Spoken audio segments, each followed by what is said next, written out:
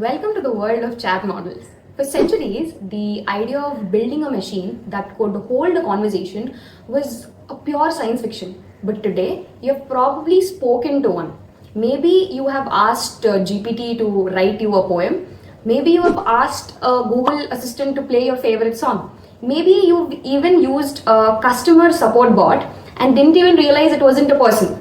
That's how far we have come. But here's the twist. These models aren't actually thinking. They're not conscious. They don't understand emotions. They don't even truly know facts. So how do these models seem so smart? Watch till the end to understand exactly this. First, let's look at how these models are trained. The journey begins with the pre-training phase. In this stage, a base LLM, large language model, is given access to huge amounts of text data. This includes books, news articles, websites, computer codes, conversations, and much more. Imagine feeding the model a giant library of everything people have written online. But what is the model actually doing with all this information? The goal of this phase is simple. Teach the model to predict the next word in a sentence. For example, if you give the model this sentence, it's not Googling the answer. It's predicting the next best word based on everything it has learned. If it says Delhi, great. If not, it adjusts its internal settings called parameters to improve its next guess. But it doesn't stop at Delhi. It keeps predicting word by word until it forms a complete sentence. So if you ask the model a question like, can you explain photosynthesis? It's not pulling a pre-written answer from a database. Instead, it's generating the response one word at a time.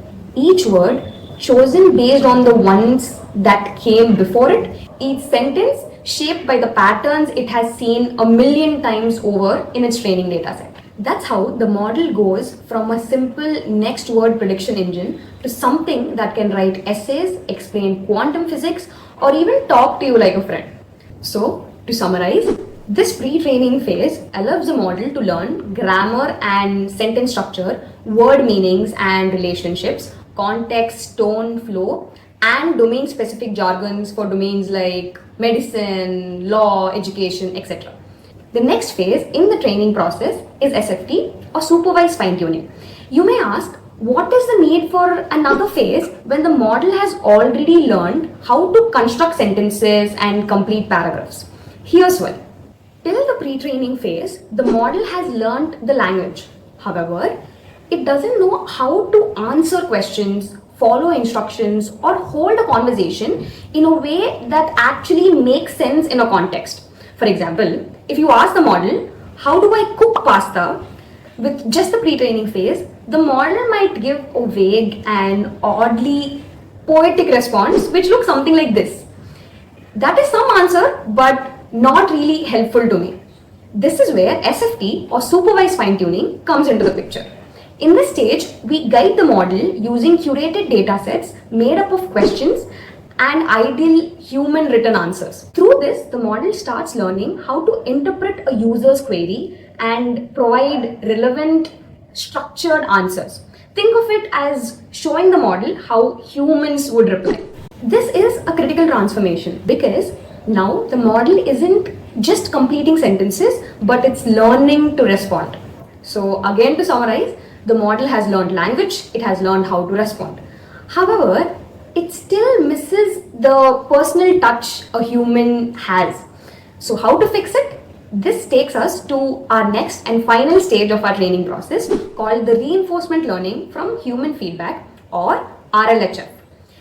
The idea behind RLHF is pretty cool. We want the model to not just give answers, but to give answers in a way humans prefer.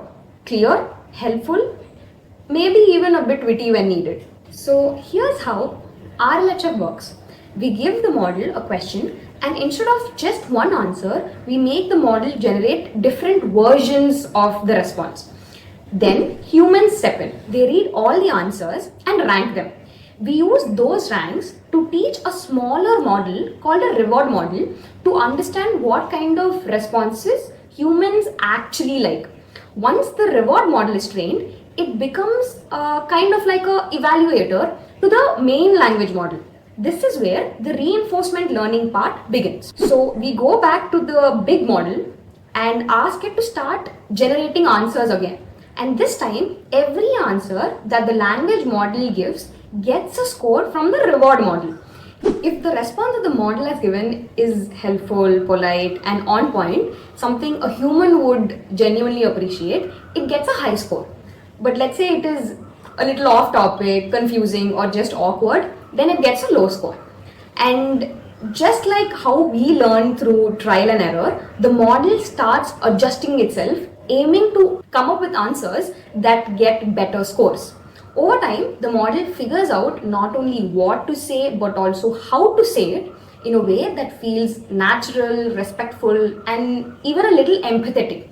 That's why chat models today feel way more natural and easy to talk to. RLHF is like the final polish that makes the model feel less like a robot and more like someone who gets you. Let's take an example. So when you type, I just had the worst day in my life, the model doesn't just throw random words at you. It mirrors the emotional tone, and in situations like this, it might actually respond with something like, I'm sorry to hear that. Want to talk about it?